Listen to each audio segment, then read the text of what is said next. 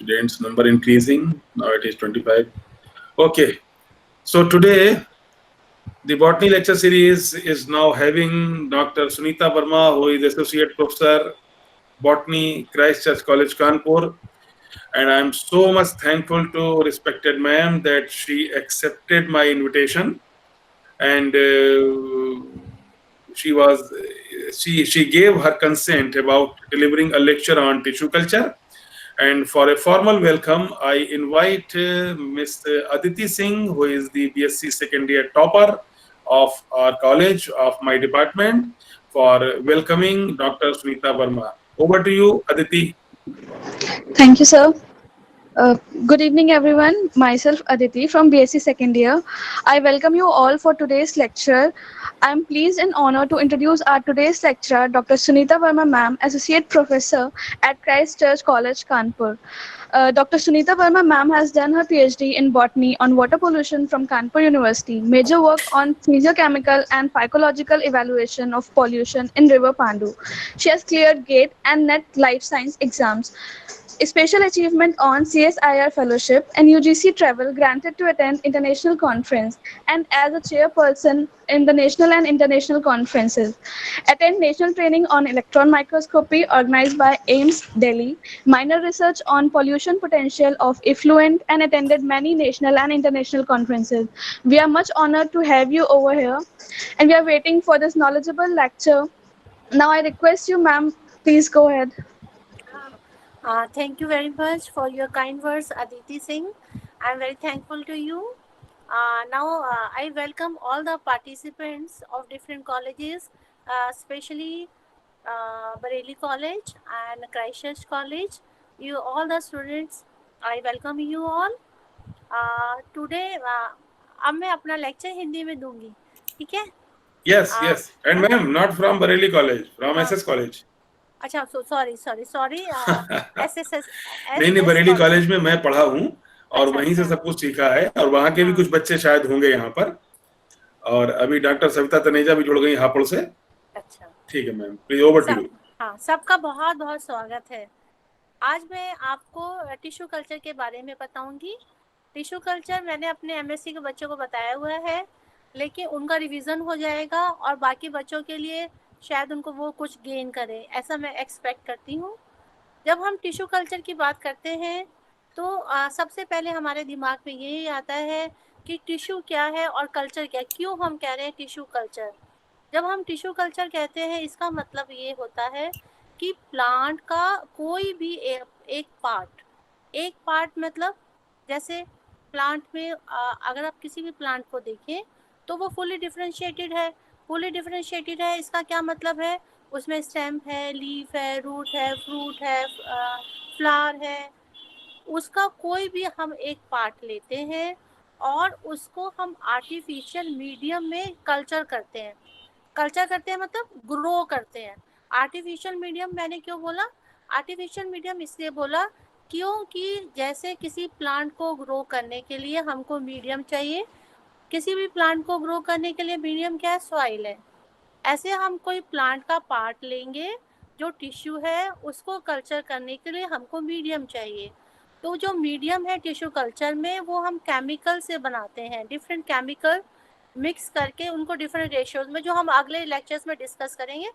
आज मैं आपको एलिमेंट्री बातें बताऊंगी कि टिश्यू कल्चर क्या है. ये मैंने बताया, any part of the plant to be cultured in a artificial medium made up of different chemical components. उसमें डिफरेंट केमिकल डाले जाएंगे, उनसे मिलके एक मिक्सचर बनेगा जिसको हम बोलते हैं मीडियम. और कल्चर क्यों? कल्चर इसलिए क्योंकि हम जो प्लांट को ग्रो कर रहे हैं, प्लांट को नहीं, प्लांट के पार्ट को, और मैं बार बार ये ऐसा बोलूँ कि प्लांट पार्ट, उसकी बजाय हम बोलते हैं x plant, EXPLANT, x plant. इसका मतलब है एक्स प्लांट को हमने आर्टिफिशियल मीडियम में लैब कंडीशन में ग्रो किया. तो हम बार बार नहीं बोलेंगे लैब कंडीशन, हम बोलेंगे in vitro culture. In vitro का लिटरल अगर मीनिंग देखा जाए तो कोई भी चीज़ जब हम ग्रो करते हैं ग्लास वेयर में, हम जो हमारे नेचर में है कि वो हम गार्डन में गए या एग्रीकल्चर फील्ड में गए, वहाँ हमने क्या किया कि सीड लिया, उसको हमने सॉइल में डाला, वो अपने आप ग्रो किया, एक प्लांट बन गया, एक प्लांटलेट बना, फिर वो ग्रो करके मैच्योर प्लांट बन गया। लेकिन टिश्यू कल्चर में हम कोई भी प्लांट का पार्ट लेंगे, उसके लिए मीडियम लेंगे और उसको हम लैब कंडीशन में उसको हम ग्रो करेंगे। इस चीज़ को हम बोलते हैं टिश्यू कल्चर। अब टिश्यू जो कल्चर हमारा होता है उसके लिए 3 चीज़ें बहुत ज़्यादा ज़रूरी है हमारे पास। क्या-क्या चाहिए हमें? एक्सप्लांट चाहिए, हमें मीडियम चाहिए और हमें एक उसको ग्रो करने के लिए स्टेराइल कंडीशन चाहिए। अब मैंने वर्ड बोला स्टेराइल। स्टेराइल का क्या मतलब है? स्टेराइल का मतलब ये है कि जो जगह हो या जो हमारा ग्लासवेयर हो या जो हमने केमिकल हमें चाहिए या जो हमारा एक्सप्लांट है, सब चीज़ फ्री फ्रॉम जर्म्स होनी चाहिए, स्टेराइल होनी चाहिए। किसके लिए? टिश्यू कल्चर के लिए। अब जो हमारा कल्चर है, अब कल्चर का मतलब आप लोग को समझ में आ गया होगा कि किसी एक्स प्लांट को ग्रो करना आर्टिफिशियल मीडियम में, उसको और इन विट्रो कंडीशन में उसको हम कल्चर बोलते हैं। अब जब मेरा एक्स प्लांट हमारा कल्चर मीडियम में ग्रो करता है और उसमें से हम उसको ट्रांसफ़र करते हैं फ्रेश मीडियम में अगर, तो हम इसको बोलते हैं सब कल्चर करना। कल्चर करना फिर उसको सब कल्चर करना। ये मैं बताऊंगी कि हम क्यों कल्चर, पहले हम कल्चर पे कंसंट्रेट करते हैं कि why we need to do the subculturing. I will explain later on. अब मेरे पास क्या हुआ, मेरे पास कल्चर आ गया, उसके लिए अब मुझे क्या चाहिए? एक्जीनिक कंडीशन। आपके ये बुक्स में लिखा रहता है कि एक्जीनिक कंडीशन। एक्जीनिक कंडीशन का क्या मतलब है? एक्जीनिक कंडीशन का मतलब ये होता है कि मैं जो भी कल्चर करूं वो मेरा प्योर होना चाहिए। प्योर से मैंने प्योर से आप लोगों ने क्या समझा? प्योर से मतलब ये है कि अगर मैं प्लांट का कोई भी पार्ट ले रही हूँ जिसको मैं बोलती हूँ एक्स प्लांट, वो कैसा होना चाहिए? जो एक्स प्लांट है उसमें किसी भी तरह का वो जर्म फ्री होना चाहिए, स्टेराइल होना चाहिए। और अगर मैं स्टेम्प ले रही हूँ तो वो सिर्फ स्टेम्प हो, अगर मैं रूट ले रही हूँ तो वो सिर्फ रूट हो, अगर मैं कोई ओव्यूल ले रही हूँ, एम्ब्रियो, कोई भी पार्ट ले रही हूँ, वो सिर्फ वो हो, वो ही हो सिर्फ। क्या मतलब? उसमें कोई भी और चीज़ ना हो, कोई भी और चीज़ ना हो, इसका मतलब उसमें ना कोई एल्गी हो, ना बैक्टीरिया हो, ना कोई फंजाई हो, कुछ भी ना हो। तो उस तरह के कल्चर को हम बोलते हैं एक्जीनिक कल्चर। जिस टाइप का जो हमारा एक्सप्लांट होता है, चाहे वो स्टेम हो तो हम बोलेंगे स्टेम कल्चर, अगर रूट हो तो हम बोलेंगे रूट कल्चर, अगर एम्ब्रियो हो तो हम बोलेंगे एम्ब्रियो कल्चर, अगर ओव्यूल है तो बोलेंगे ओव्यूल कल्चर, अगर सिंगल सेल है तो उसको बोलेंगे micropropagation, micro single cell culture भी बोल सकते हैं। ये आपको समझ में आ गया कि हर एक के एक्सप्लांट के हिसाब से उसका नाम है। जो एक्सप्लांट है वो कल्चर, जो मेरा कल्चर बन गया उसके लिए मुझे एक्जीनिक का मतलब प्योर। अगर मैं स्टेम्प ले रही हूँ तो मेरा स्टेम्प के सेल्स होना चाहिए, उसमें और भी कुछ भी नहीं होना चाहिए। और बहुत ज़्यादा ज़रूरी है कि मुझे एसेप्टिक कंडीशन मेंटेन करनी है। एसेप्टिक कंडीशन का मतलब क्या है? उसमें किसी भी तरह का कोई भी फर्दर माइक्रो ऑर्गेनिज्म का ग्रोथ नहीं होना चाहिए। अब जो मेरा कल्चर बन गया है उसके कल्चर में हम जब एक्सप्लांट डाल देते हैं तो उसके लिए हम क्या करते हैं? हम ये कहते हैं ये हमारा कल्चर है। फिर आपने सुना होगा कल्चर के बाद लिखा there are 2 types of culture. एक को बोलते हैं सॉलिड कल्चर, एक को बोलते हैं लिक्विड कल्चर। सॉलिड कल्चर का क्या मतलब है? लिक्विड कल्चर का क्या मतलब है? कल्चर का मतलब जब आप एक्स प्लांट को मीडियम में डालकर लैब में आप ग्रो करते हैं, वो कल्चर हो गया। अब लिक्विड का मतलब क्या? जब जो मैंने मीडियम बनाया है, मीडियम क्या है? मीडियम एक चीज़ है, एक केमिकल का कंपोजिशन है, एक मिक्सचर है जिसमें हम अपना एक्सप्लांट ग्रो करते हैं। अगर वो लिक्विड कंडीशन में होता है तो हम उसको बोलेंगे लिक्विड कल्चर। अगर उसमें मैं 2% एगार एगार मिला देती हूँ, एगार एगार क्या चीज़ है? एगार एगार एक पॉलीसेकेराइड है जो अगर हम कल्चर में मिला देते हैं, कल्चर के किस में? मीडियम में, कल्चर में नहीं, कल्चर मीडियम में। वो कैसे मिलाते हैं वो सब मैं आपको एक्सप्लेन करूंगी बाद में। तो अगर मैं एगार एगार मिला देती हूँ उससे मेरा क्या होता है? कल्चर जब कूल डाउन का होता है तब वो सॉलिड हो जाता है।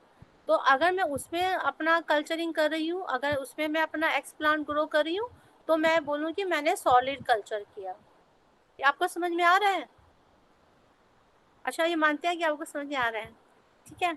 अच्छा, इसके बाद मेरा हो गया लिक्विड कल्चर, हो गया सॉलिड कल्चर, हो गया।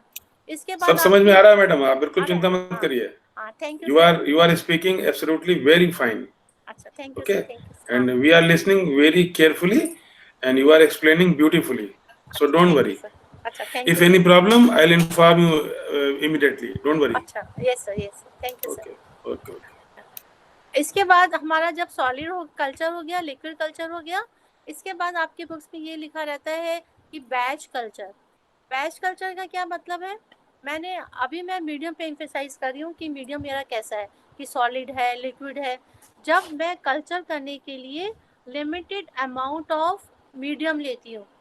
लिमिटेड अमाउंट ऑफ मीडियम मतलब कि मैं एक कॉनिकल फ्लास्क में अपना कल्चर करना चाहती हूँ। उसमें मेरा कॉनिकल फ्लास्क की कैपेसिटी 250 ml है, तो उसमें मैंने 100 ml अपना मीडियम लिया और उसी में मैंने कल्चर किया।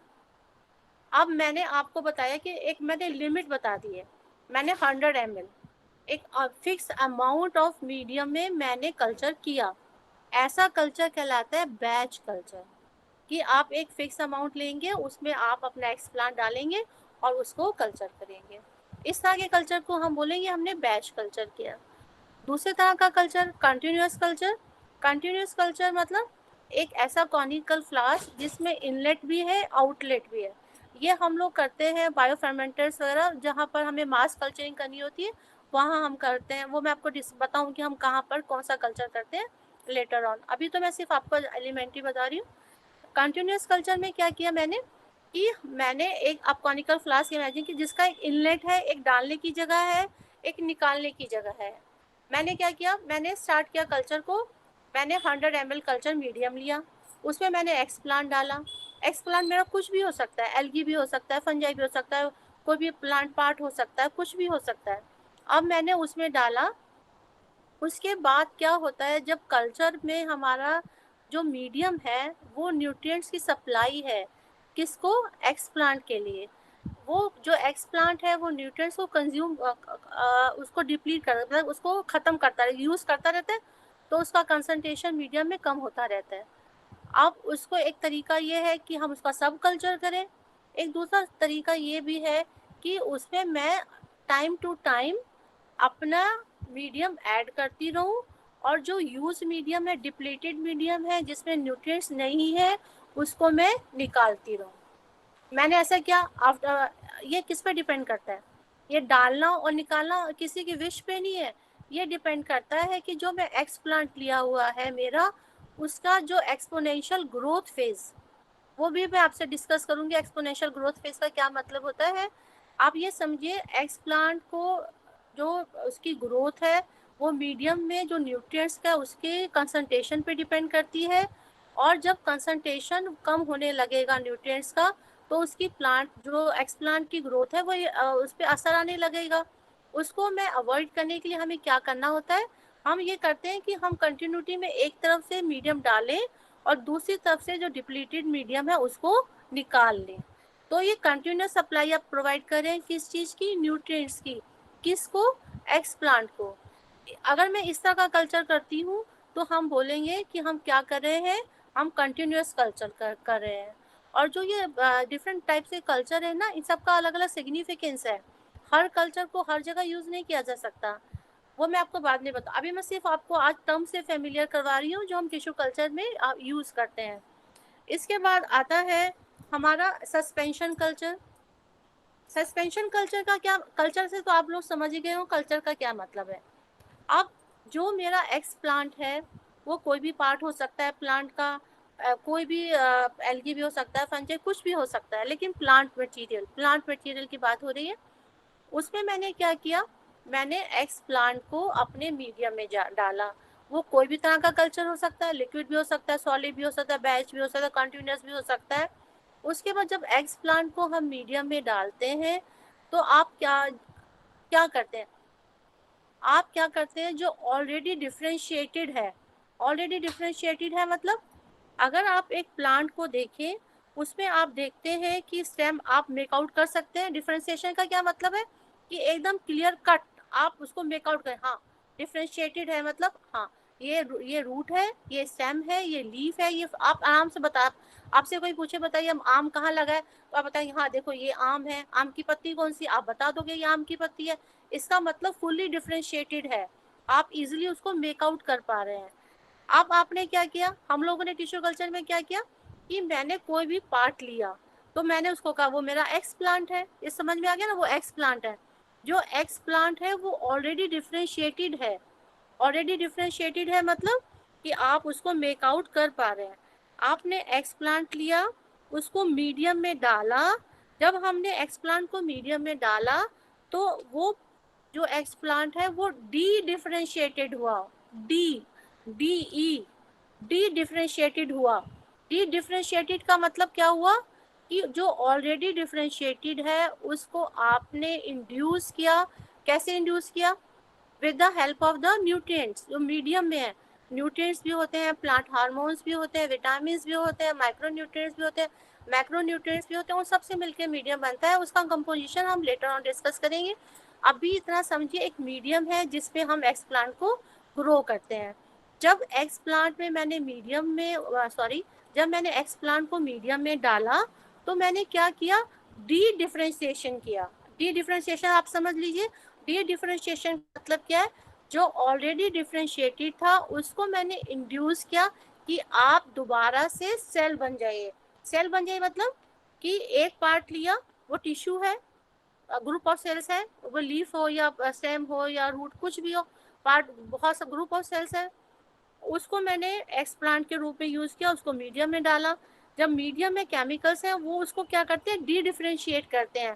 डी डिफ्रेंशिएट करने से क्या होता है कि जो पार्ट है वो कन्वर्ट हो जाता है into a lump of cells. Lump of cells बोले या आप उसको ग्रुप ऑफ सेल्स बोले या आप उसको क्या बोले, कैलस बोले। तो हम ये बोलेंगे कि जब एक्स प्लांट को हमने मीडियम में डाला तो उससे क्या चीज बनती है, कैलस बनती है। अब ये सब नहीं बोलेंगे जो मैंने बोला, मैंने वो सिर्फ आपको समझाने के लिए बोला कि डी डिफ्रेंशिएशन का क्या मतलब होता है और कैलस का क्या मतलब है, इस तरह से मैंने आपको समझाया। हम ये बोलेंगे जब हम एक्स प्लांट को मीडियम में डालते हैं तो कैलस का फॉर्मेशन होता है। जो कैलस क्या है, वो अनऑर्गेनाइज्ड मास ऑफ सेल है।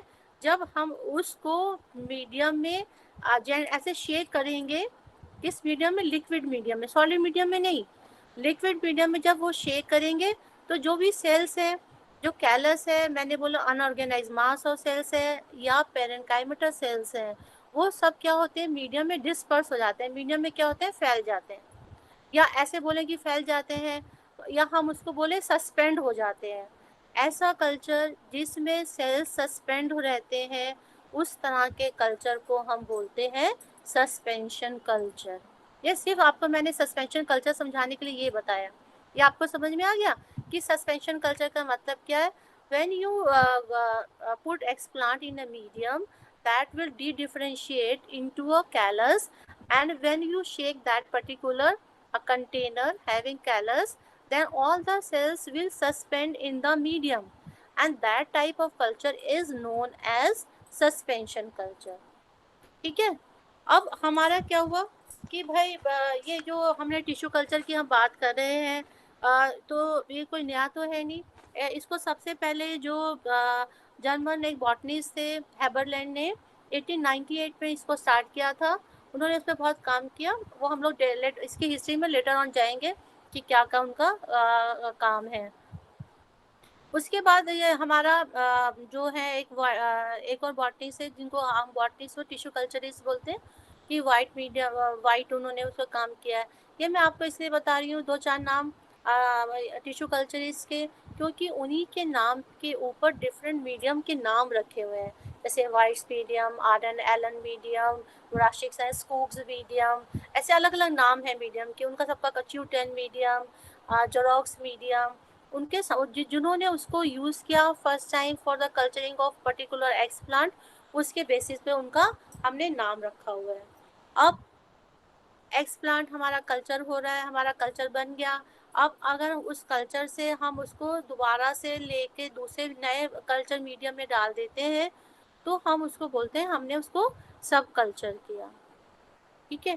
अब जो मेरा एक्स प्लांट है वो डिफ्रेंशिएटेड है, डी डिफ्रेंशिएट हो गया, उसके बाद मेरा कैलस बन गया। जो कैलस बनने के बाद अब इसमें जो हमारा जो भी टिश्यू है मेरा जो हम यूज़ करें कल्चर के लिए, हम उसमें क्या करते हैं कि हम उसको बोलते हैं आप टिश्यू कल्चर बोले या इसको सोमैटिक कल्चर भी बोलते हैं। कोई भी जो एक्सप्लांट है हम उसको कल्चर कर रहे हैं वो सोमैटिक नेचर का है। सोमैटिक नेचर का कैसे, वो मैं आपसे डिस्कस करूंगी कि क्यों हम इसको सोमैटिक बोल रहे हैं, रिप्रोडक्टिव नहीं बोल रहे हैं, वो मैं आपसे डिस्कस करूंगी। मैं जो मेरा एक्सप्लांट है वो ग्रो कर रहा है और वो डी डिफ्रेंशिएट हुआ। डी डिफ्रेंशिएट होने के बाद उसने कैलस बनाया। कैलस बनाने के बाद अब दो शब्द और आते हैं हमारे टिश्यू कल्चर में, उसको बोलते हैं रीडिफ्रेंशिएशन। रीडिफ्रेंशिएशन का क्या मतलब है? रीडिफ्रेंशिएशन का मतलब ये हुआ कि आपने जब कैलस को न्यूट्रिएंट मीडियम में, मैंने आपसे एम्फेसाइज किया कि मीडियम में मैक्रो न्यूट्रिएंट्स भी है, माइक्रो न्यूट्रिएंट्स भी है, विटामिन भी है, प्लांट हार्मोन्स भी है। तो उसमें क्या होता है, वो पहले प्रोलिफरेट करेगा और उसके बाद उसमें क्या होता है, मॉर्फोजेनेसिस ऑर्गेनोजेनेसिस स्टार्ट हो जाएगी। ये मॉर्फोजेनेसिस ऑर्गेनोजेनेसिस, नाम ही लिखा हुआ जेनेसिस और मॉर्फोलॉजी। मॉर्फोलॉजी मतलब एक्सटर्नल अपीयरेंस आना शुरू हो जाएगा। ऑर्गेनोजेनेसिस जब ऑर्गन बने, स्टेम बन जाए, रूट बन जाए, ये बनना शुरू हो जाएगा, तो हम उसको बोलते हैं ऑर्गेनोजेनेसिस। लेकिन इससे पहले क्या हुआ कि जो कैलस है वो अब रीडिफ्रेंशिएट होना स्टार्ट हुआ। रीडिफ्रेंशिएशन डिफ्रेंशिएशन हम कहेंगे तब हुआ जब हम मेकआउट कर ले कि हाँ ये इसकी मॉर्फोलॉजी है, ये इसके मॉर्फोलॉजिकल पार्ट्स हैं। उससे पहले जो होना स्टार्ट हुआ उसको हम बोलेंगे रीडिफ्रेंशिएशन। रीडिफ्रेंशिएशन और रीडिफ्रेंशिएशन में ये डिफरेंस है। रीडिफ्रेंशिएशन का मतलब क्या है, जो ऑलरेडी हमारा एक्स प्लांट था, टिश्यू था, वो पहले डी डिफ्रेंशिएट हुआ और कैलस में कन्वर्ट हुआ, फिर वो रीडिफ्रेंशिएट हुआ, फिर उसने दोबारा से हमारा क्या बनाया, प्लांटलेट बनाया। ये अंतर समझ में आ गया होगा मुझे, मेरे ख्याल से मैंने एक्सप्लेन अच्छे से कर दिया।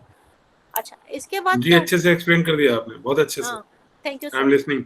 हाँ, अच्छा इसके बाद क्या हुआ कि जो मेरा रीडिफ्रेंशिएशन हो गया, उसके बाद हम बोलते हैं कि अब आप लोगों को बहुत ही इंपॉर्टेंट बात हम बता रहे हैं।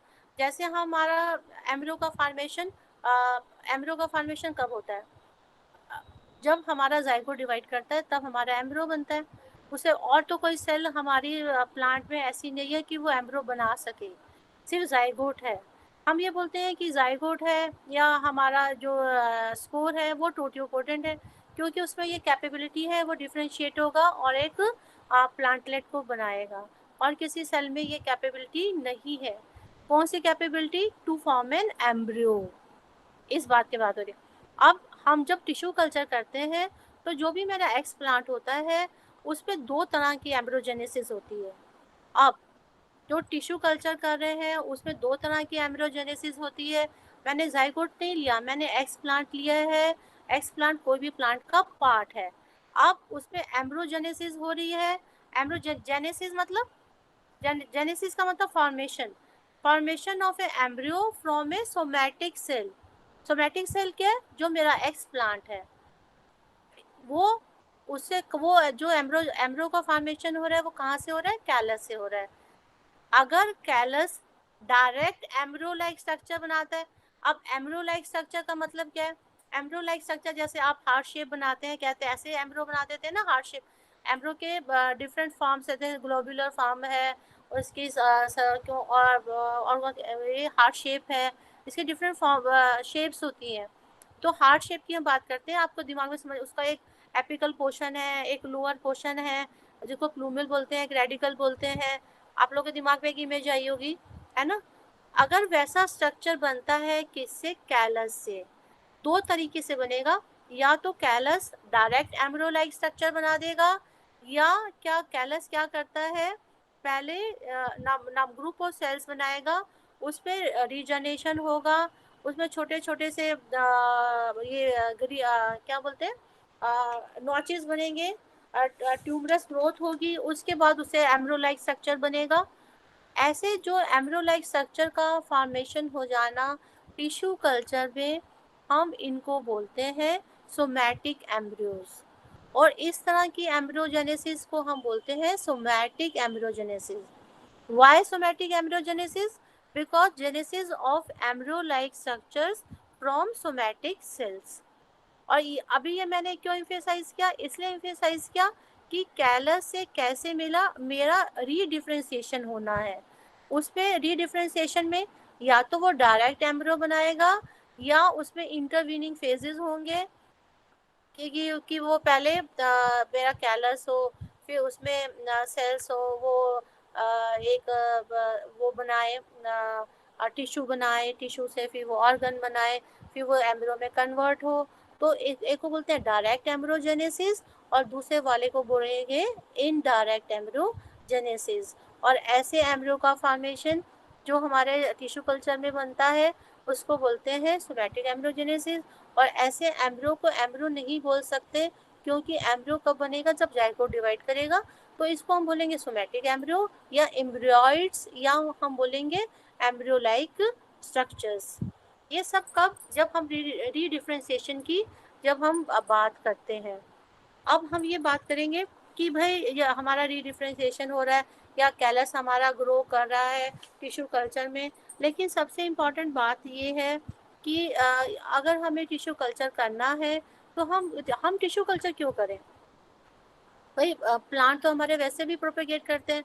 प्रोपेगेट करने का मतलब क्या है कि जो प्रोपेगेट करने का मतलब है कि इंक्रीज नंबर होना, उसका आगे आगे उसकी पीढ़ी दर पीढ़ी उसका बढ़ते रहना। तो हम एक टिश्यू कल्चर की क्यों बात करते हैं। जब हम टिश्यू कल्चर की बात करते हैं तब हम केमिकल की बात करते हैं, तब हम मीडियम की बात करते हैं, हम इन विट्रो कंडीशन की बात करते हैं, हम एसेप्टिक कंडीशन की बात करते हैं, हम स्टेरिलाइजेशन की बात करते हैं। जो ये सब चीज़ें जो नाम है, ये सब करने के लिए हमें उसमें इन्वेस्टमेंट करना पैसा लगता है हमारा। और नेचर में क्या है, हमने सीड लिया, हमने ग्रो कर दिया, अपने आप बन गया। तो why we are emphasizing on tissue culture. हम टिश्यू कल्चर क्यों करना चाहेंगे। हम टिश्यू कल्चर इसलिए करना चाहेंगे क्योंकि जो चीज़ें हमारी नेचर में नहीं बन पा रही। नेचर में कैसे नहीं बन पा रही, नेचर में ऐसे नहीं बन पा रही कि जब भी हमारा जाइगोट बनता है प्लांट में, जाइगोट कब बनेगा, जाइगोट जब बनेगा जब फर्टिलाइजेशन होगा। फर्टिलाइजेशन होगा इसका मतलब है गैमीट बनेगा, गैमीट बनेगा इसका मतलब मियोसिस होगा, मियोसिस होगा इसका मतलब क्रॉसिंग ओवर होगा, क्रॉसिंग ओवर होगा इसका मतलब रिकॉम्बिनेंट क्रोमोसोम बनेगा, रिकॉम्बिनेंट क्रोमोसोम बनेगा इसका मतलब इंटरचेंज ऑफ जेनेटिक मटेरियल होगा, इसका मतलब वेरिएशन होगा। इन सब चीज़ों को रोकने के लिए हम एक तरीका अपनाते हैं। क्या, हम टिश्यू कल्चर कर लेते हैं। टिश्यू कल्चर से क्या हुआ कि मुझे जो रीडिफ्रेंशिएशन के बाद एम्ब्रियो लाइक स्ट्रक्चर बनेगा, एम्ब्रियो ग्रो करेगा, अपर पार्ट उसका प्लूमल है वो स्टेम बनाएगा और लोअर पार्ट रूट सिस्टम बनाएगा। उससे मुझे छोटा सा प्लांटलेट बनेगा जो जेनेटिकली आइडेंटिकल होगा किसके, अपने पेरेंट से। पेरेंट का मतलब यहाँ पर एक्स प्लांट, जो कि मैंने पार्ट लिया है, यानी जो मेरा जिस प्लांट से मैंने पार्ट लिया है, यानी मैं क्या बना दूंगी, क्लोन बन जाएगा। ये किससे, सोमैटिक एम्ब्रियो से, जो मैंने आपको प्रोसेस बताया कि रीडिफ्रेंशिएशन होगा। अब मैंने आपको ये बताया कि what is the significance of tissue culture, कि why we are doing tissue culture. हमारा सब ये लग रहा है भी हमें टिश्यू कल्चर करने की क्या ज़रूरत है। जो इस सब मैंने आपको रिवर्स बताया उससे क्या है, मुझे वेरिएशन नहीं मिलेगा। तो जो मेरी चीज़ें बनेंगी, जो मेरे प्लांटलेट्स बनेंगे, जो मेरा प्लांट बनेगा, वो क्लोन होगा अपने पेरेंट का। जेनेटिक क्लोन का मतलब क्या होता है, क्लोन का मतलब ये होता है कि अगर हम उसके मॉर्फोलॉजी की बात करें और जेनेटिक्स के उसके अगर उसका जेनेटिक मेकअप देखें तो वो क्या होगा, जेनेटिकली आइडेंटिकल होगा अपने पेरेंट के। ठीक है, तो जब जीन्स जैसी होंगी तो वैसा उसकी फिनोटाइप होगा। तो मुझे क्या मिल गया, क्लोन मिल गया। अब क्लोन मिल गया, एक तो ये टिश्यू कल्चर का फ़ायदा है कि मुझे क्लोन मिल जाएगा। जो और एक दूसरी चीज़ क्या, बहुत इंपॉर्टेंट बात जो टिश्यू कल्चर में ये है कि मुझे डिज़ायरेबल ट्रेट मिल जाएगा। डिज़ायरेबल मतलब जो मुझे चाहिए।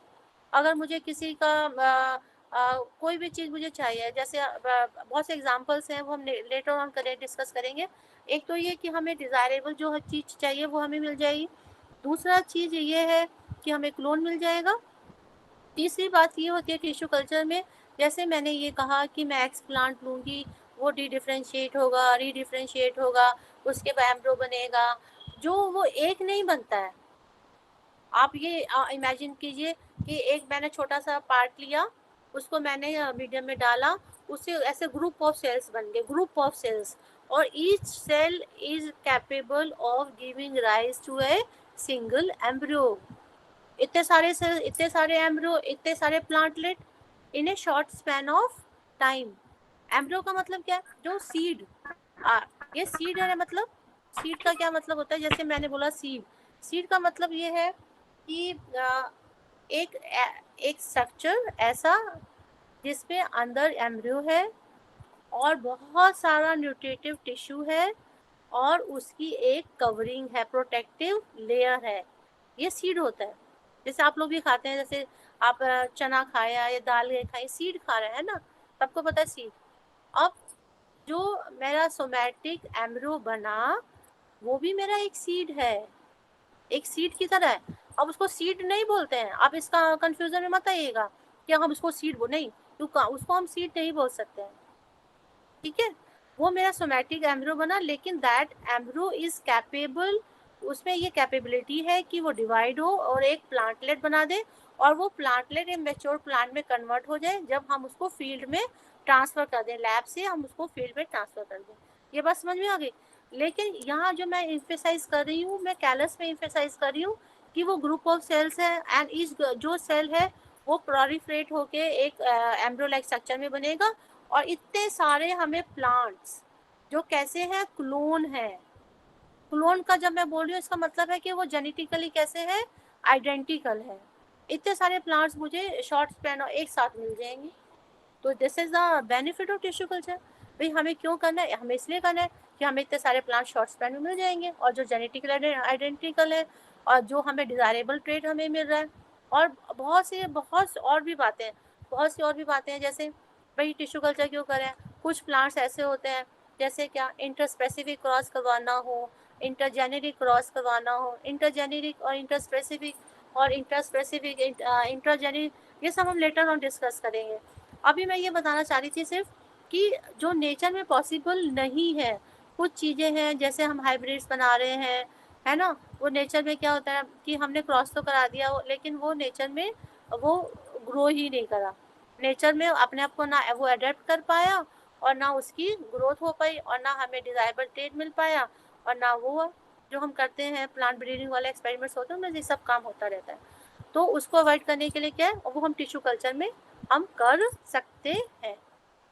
कैसे करते हैं वो हम लेटर ऑन डिस्कस करेंगे जब हम प्रोटोप्लास्ट फ्यूजन और सोमैटिक हाइब्रिडाइजेशन की बात करेंगे। अभी सिर्फ जनरल टिश्यू कल्चर के बारे में, कि जो रेयर प्लांट्स है, इलीट स्पीशीज हैं, उनका प्रोपेगेशन करना मैम है। लास्ट हाँ, लास्ट 5 मिनट्स बस अच्छा आपके टाइम पास हो बचे। गया। जी जी जी, टाइम हो गया, बहुत देर से बोल रही हैं आप। इतनी देर से बोला भी नहीं है। सर ठीक है, थैंक यू सर, ठीक है। 5 मिनट बचे हैं बस। हाँ हाँ हाँ, ठीक है सर, ठीक। हाँ, तो जब रीडिफरेंशिएशन और सोमैटिक एम्ब्रियोज की बात की, जब सोमैटिक एम्ब्रियो लाइक स्ट्रक्चर हमारा बन गया, अगर हम उसी को कवर कर दें सोडियम एल्जिनेट या कैल्शियम एल्जिनेट से, एक पॉलीसैकेराइड कवरिंग कर दें उसको, तो उसको हम बोलते हैं आर्टिफिशियल सीड। इसी को आर्टिफिशियल सीड बोलते हैं। जैसे मैंने बताया सीड क्या है, कि एक हमारा एम्ब्रियो है, उसमें अंदर खूब सारा न्यूट्रिटिव टिश्यू है और उसकी एक कवरिंग है। अब मेरे पे एम्ब्रियो लाइक स्ट्रक्चर तो बन गया, उसी को मैं कवर कर देती हूँ एक पॉलीसैकेराइड से, तो हम उसको बोलते हैं आर्टिफिशियल सीड, या इसी को आप बोलते हैं सोमैटिक सीड। तो बहुत इंपॉर्टेंट क्वेश्चन है जो आता है एग्जामिनेशन में। ये आपको समझ में आ गया? अब इनका जो टिश्यू कल्चर का और क्या सिग्निफिकेंस है? सबसे इम्पॉर्टेंट सिग्निफिकेंस है, जैसे मैं बता रही थी कि एक तो हमारा रिकॉम्बिनेंट क्रोमोसोम ने नहीं बना तो हमें वेरिएशन नहीं मिला। एक और चीज़ है जो टिश्यू कल्चर से हम बनाते हैं, हैप्लॉइड्स बनाते हैं। अब हैप्लॉइड्स बनाते हैं, कैसे बनाते हैं वो हम लेटर ऑन डिस्कस करेंगे, जब एंडोजेनेसिस करते हैं वो हम later on discuss. Haploid plants का क्या सिग्निफिकेंस है, कि जो भी ट्रेट हमें एक्सप्रेस करवाना है वो हैप्लॉइड में सिंगल सेट ऑफ जीनोम वो एक्सप्रेस हो जाता है। तो ये सिग्निफिकेंस है कि हम टिश्यू कल्चर, मतलब क्या क्या हमारे टिश्यू कल्चर करने के फायदे हैं, ये मैं बता। What is the significance of our tissue culture? ठीक है, अब मैं अगर बच्चों को कोई क्वेश्चन पूछ रहे हैं ना, आप मुझसे वो पूछ सकते हैं। अगर किसी भी स्टूडेंट को कुछ भी पूछना है तो मुझसे पूछ लीजिए, Okay, है ना sir? thank you so much, हाँ, ma'am. Thank you sir, thank you sir. And I think that there are more than 20 students who are attending the your lecture. हाँ, It yes, was very informative. It was very beautifully designed, thank you sir, thank and you. we all are delighted to have you. And now I request everyone who is listening, and I would like to expect it from Dr. Savita Taneja. Would you like to ask anything to Dr. Sunita Verma or any students who हाँ, wanna कोई ask भी, हाँ, anything? कोई भी कुछ पूछना पूछ ले।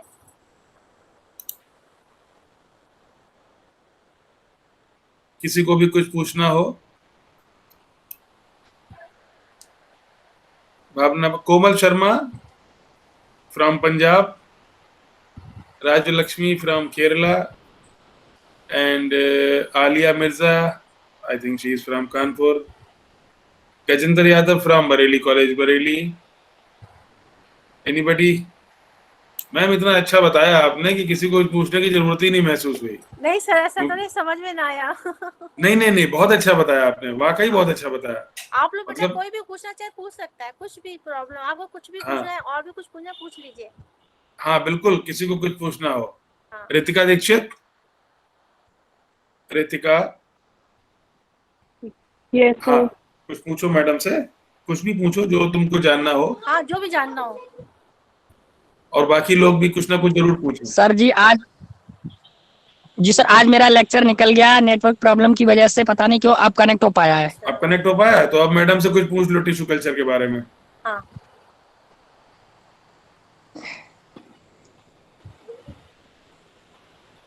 पूछना जरूर चाहिए कुछ ना कुछ। हाँ, कुछ तो पूछिए, पता चले हाँ समझ में आ रहा है कि नहीं आ रहा है।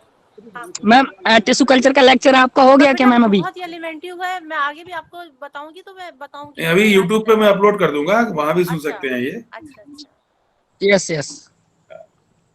तो मैं ये जानना चाह रहा था कि अगर टिश्यू कल्चर से एम्ब्रियो बनने लगे या बनते हैं, हाँ। तो इसका मतलब ये हुआ कि सब कुछ जैसे कि पार्थिनोकार्पी में होता है वैसे होगा? हाँ सर, टिश्यू कल्चर पे और उस पे ये डिफरेंस होता है ना, टिश्यू का पार्थिनोकार्पी पे कि आपका फ्रूट का फॉर्मेशन वैसा होता है, सीडलेस। एक्चुअली हाँ सीडलेस। तो ये जो टिश्यू कल्चर में तो आप सीडलेस फ्रूट्स बना ही रहे हैं टिश्यू कल्चरिंग से। अच्छा। हाँ सर, ये मैं आपको अच्छा। पूरा और अच्छे से इसको ना वो आपको एक एक चीज का पॉइंट, जैसे हमने लीफ कल्चर का क्या बेनिफिट है, प्रोटोप्लास्ट कल्चर, सबका मैं डिस्कस करूंगी एक एक अच्छा, चीज, एक एक। तो अब इनको ये तो बता दीजिए सबको कि आपकी लेक्चर सीरीज आप शुरू करने जा रही हैं, ये सबको इनवाइट कर दीजिए। हाँ बेटा, सब लोगों के लिए इन्फॉर्मेशन है कि 13 से 18 तक हम लोग बायोलॉजी के लेक्चर सीरीज स्टार्ट कर रहे हैं।